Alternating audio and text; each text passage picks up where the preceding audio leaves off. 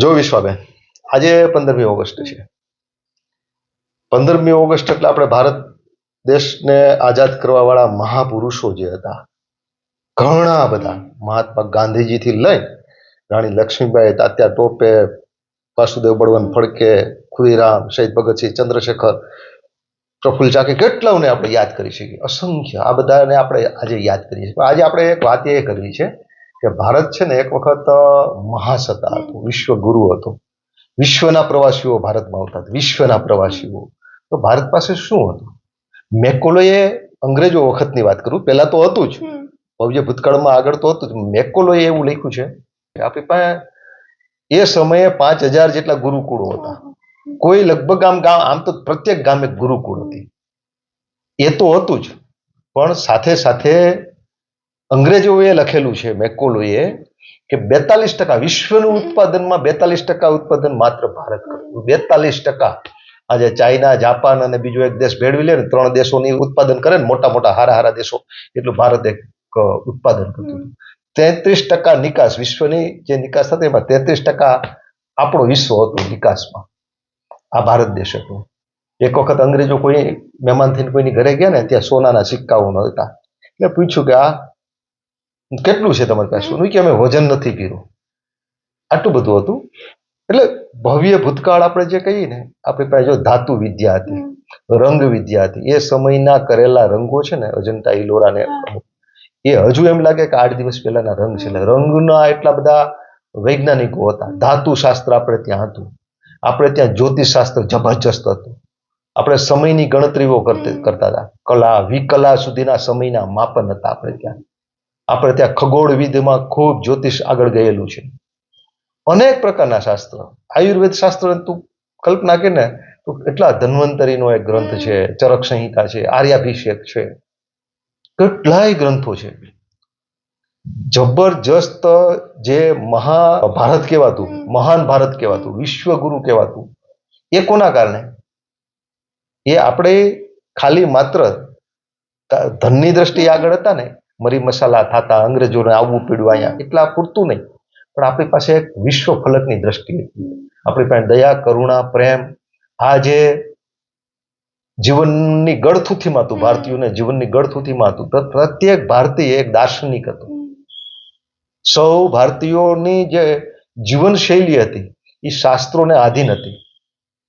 4 આશ્રમો હતા, એ આશ્રમ પ્રમાણે જીવન જીવતા હતા. પાછળથી ઘણી બધી વિકૃત થયેલી છે આપણી સંસ્કૃતિ, આપણી કુટુંબ સંસ્થા, આપણી વર્ણ વ્યવસ્થા, આપણી કેટલી બધી વિકૃત થયેલી છે. પણ મૂળભૂત જે ભારત હતું ને, એ મહાન ભારત હતું. વિશ્વગુરુ એટલે આજે આપણે વિશ્વગુરુ તરફ જઈ રહ્યા છીએ. આપણું એક વિઝન છે કે 1947માં વિકસિત ભારત થવું જોઈએ. વિશ્વગુરુ ભારત થશે. વિશ્વગુરુ કોનાથી થશે? વિશ્વગુરુ ખાલી જીડીપીથી નહીં. ચાઇના પાસે જીડીપી ઊંચી છે, પણ વિશ્વગુરુ ન થઈ શકે. વિશ્વગુરુ છે ને, મહાન આપણો વિદ્યાનો વારસો છે. Way of life, way of thinking, way of worship. આ આપણને વિશ્વગુરુ તરફ લઈ જશે. આપણી પાસે, ભારત પાસે આપવા જેવું હોય, વિશ્વને આપવા જેવી કોઈ અજોડ બાબત હોય તો કઈ છે? આપણી નદીઓ, આપણી સમૃદ્ધિ, આપણો જમીન વિસ્તાર, આપણો દરિયો નહીં, એ તો છે જ બધું. પણ આપણો જ્ઞાન વારસો, આપણો જ્ઞાન વારસો છે ને, વિશ્વને આદેશ આપી શકે, વિશ્વને પ્રેરણા આપી શકે, એ શક્તિ ભારત પાસે છે. પણ પ્રોબ્લેમ શું છે? એક શીર્ષ નેતૃત્વ જોઈએ. માનો કે યુવાનો, આનો મૂળ જીડીપી એટલે હું? જીડીપી એટલે બીજું કંઈ નહીં, ખાલી આર્થિક સમૃદ્ધિ નહીં. જીડીપીમાં મુખ્યત્વે મૂકવાનો હોય તો યુવાનને મૂકાય. આપણી પાસે બહુ મોટું યુવાધન છે, મોટું યુવાધન છે. ચાઇના કરતાં પણ આપણે આગળ છીએ. પણ ચાઇનાએ ના યુવાનોને ફેક્ટરી સમજી છે, એક યંત્ર સમજ્યું છે. આપણે માણસને કે યુવાનને યંત્ર ન સમજી શકીએ. આજે યુવાન એટલે જેન જી કહીએ છીએ. જેન જી એટલે શું? એવો એક પ્રચાર કરવામાં આવ્યો છે કે જેન જી એટલે બસ એ સ્વતંત્ર મિજાજનો હોય, એ હાજર જવાબી હોય, એને મૂલ્યો કે ભૂતકાળના કોઈ સાથે બહુ સંબંધ ન હોય, એ બહુ સહન નથી કરતો. ખોટું થતું હોય તો એની સામે લડી શકે છે. એ વાત સાચી છે. જૈનજી ઈશ્વરમાં ન માનતો એ વાત ખોટી છે, પણ એક જૈનજીને એક શેપ આપ્યો છે. બેટા જૈનજી એટલે છે ને બીજું કોઈ નહીં, યુવાન.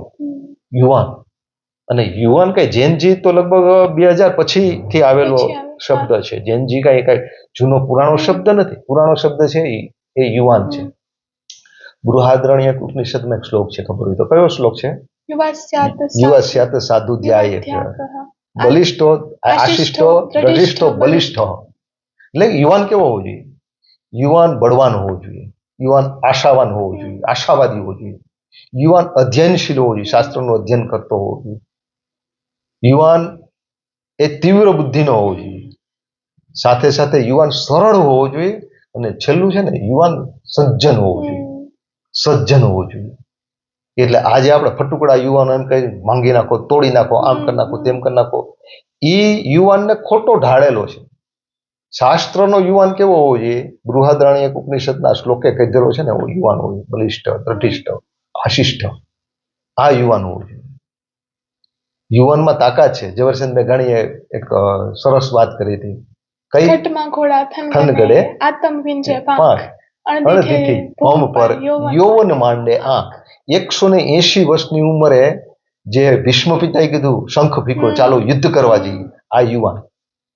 સ્વામી વિવેકાનંદ વિદેશમાં હતા ને ત્યારે ભારતમાં એક વખત યુવાનોએ તોફાન કીધું. કોઈએ સ્વામીજીને કીધું, પ્રવચન આપીને પૂરું થયું ને, કે ભારતમાં યુવાનો તોફાને ચડ્યા છે.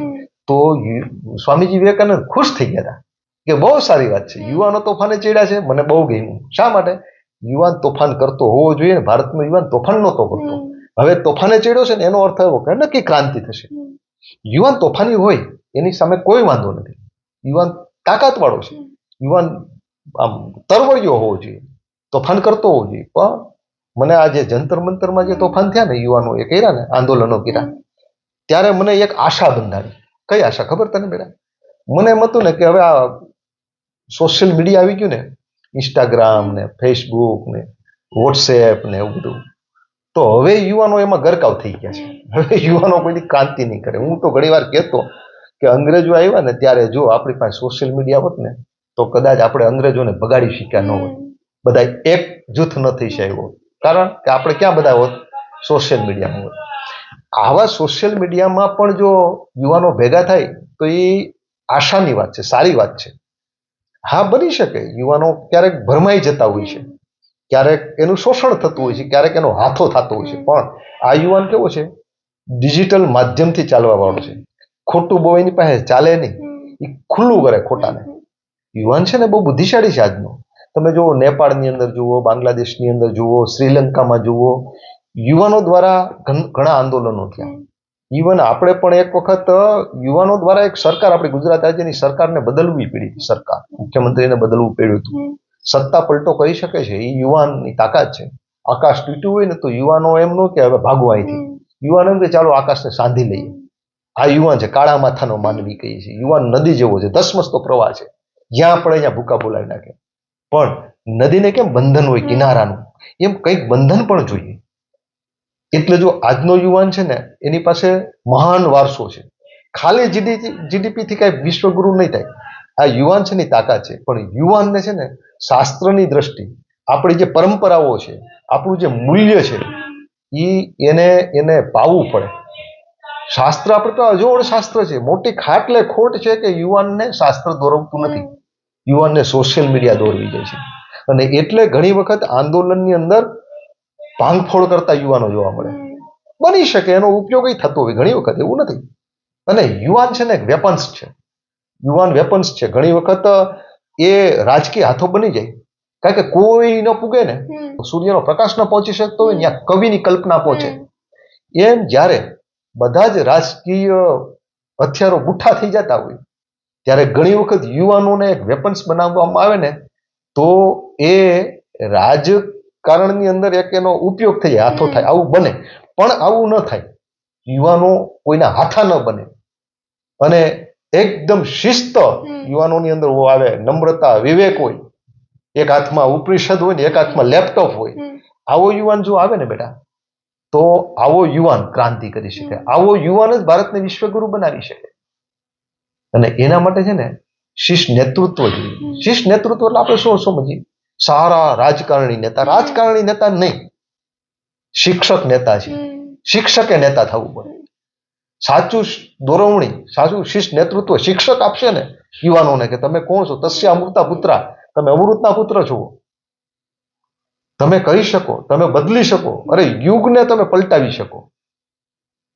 સમજાણું? આ યુવાનોની તાકાત છે. એટલે એક વખતનું જે ભારત હતું ને, મહાન ભારત હતું, જયારે આપણે એમ થાય ને કે વિશ્વ ગુરુ હતું. આજે તો બેટા આ વિશ્વને છે ને પર્યાવરણનો મોટો પ્રશ્ન છે. આજે ઋતુ છે ને, ઋતુ ચક્ર, એ એટલી બધી ખતરનાક પર્યાવરણ પ્રકૃતિ બદલતી જાય છે. એને કોણ માર્ગદર્શન આપશે? એને ભારત માર્ગદર્શન આપે. આપણી પાસે પૃથ્વી સુપ્ત છે. આપણી પાસે પ્રકૃતિની પૂજા કરી અને પ્રકૃતિને કેમ બચાવવી, પ્રકૃતિને દાસીની, પ્રકૃતિને માં કેમ સમજવી, એ આપણી પાસે. આપણે એન્વાયરમેન્ટ સેવ કહેવા વાળા નથી, આપણે પ્રકૃતિને માં સમજીને એનું પૂજન કરવા વાળા છીએ. આજે યુદ્ધનો પ્રશ્ન છે વિશ્વમાં, ત્યારે આપણો બુદ્ધ એને માર્ગદર્શન આપી શકે. અમે યુદ્ધ કોઈ પણ સમસ્યાનો અંત કોઈ દિવસ હોય જ ન શકે. આજે માનસિક તણાવની અંદર વિશ્વના યુવાનો, માણસો ગરકાવ થઈ રહ્યા છે. બધું જ હોવા છતાં માણસ દુઃખી છે. એને આપણું શાસ્ત્ર, આપણું જે મહાન way of life, way of thinking, way of worship, આ મહાન વેદો, ઉપનિષદો, શ્રુતિ ગ્રંથો, સ્મૃતિ ગ્રંથો, જીવન વિદ્યાઓ છે. આ જીવન વિદ્યા જો યુવાન ઉપાડે ને, યુવાન, તો આ વિશ્વને રંગીન બનાવી શકે. એટલે આખા વિશ્વને ભારતની જરૂર છે, માત્ર ભારતની જરૂર નથી. એટલે યુવાનો જો કોઈ પણ હજી આશા રાખી શકીએ ને કે હજી યુવાન, તો એ ભારતનો યુવાન છે. આટલા આંદોલનો થયા ને, મેં બહુ બારીકાઈથી નિરીક્ષણ કર્યું કે આપણે ત્યાં ભલે થોડા ઘણા તોફાનો થયા, જંતર મંતરમાં થયું, થોડા ઘણા તોફાનો થયા હોય, થાય, યુવાનો ભેગા થાય ત્યારે થાય, પણ આપણો યુવાન નેપાળ જેવો કે શ્રીલંકા જેવો કે બાંગ્લાદેશ જેવો કે ચાઇના જેવો નથી. આપણા યુવાનોએ શિસ્ત જાળવ્યું છે બેટા. અને અન્યાય થાય ને, વારંવાર અન્યાય થાય તો આ જ થવાનું છે. 2 + 2 = 4 થવાનું છે. કોઈને સજા ન થાય, ગુનેગારી વધતી જાય, તો યુવાનો મેદાનમાં ખાબકવાના છે. આ યુવાનને યાદ રાખવાની જરૂર છે નેતાઓએ પણ, કે આ યુવાન જે બૃહદારણ્યક ઉપનિષદે કીધું ને, એ આ યુવાન છે. યુવા સ્યાત સાધુ ધ્યાય બલિષ્ઠો દ્રઢિષ્ઠો આશિષ્ઠો. આ યુવાન છે, ભૂકા બોલાવી દે. એટલે અને આમે બેટા તમે જુઓ, જગતમાં, ઇતિહાસમાં જુઓ, યુવાનો જે કરી શક્યા નહીં, કોઈ નથી કરી શક્યું. એક ઉંમર પછી માણસ છે ને એ ઠરી જાય છે, શાંત થઈ જાય છે, મૃત્યુને ગડપણમાં વળી જાય છે, નિરાશાવાદી થઈ જાય છે. જ્યારે યુવાન કોણ હોય છે? તરવરિયો હોય છે, થનગનાટ હોય છે, એની પાસે આશા હોય છે. ચાલો આકાશને હાંધી લઈએ, ભાગવા વાળો નથી. આ યુવાન છે. એટલે ધસમસતો પ્રવાહ છે યુવાન. સમજાણું? આપણે પેલું કહેવાય ને કે ચટ્ટાનો સે ટકરાતે ઉસે તूफान કહેતે, પણ તूफानों से टकराते उसे युवान कहते. કોઈને એમ હોય કે અમે તાકાત છીએ, તો યુવાનોથી મોટી તાકાત નથી. યુવાન નિર્દોષ છે. યુવાન ક્યારેય ભોળવા હે નહીં. યુવાન બહુ હાથો, લાંબો સમય સુધી યુવાનને હાથો ન બનાવી શકાય.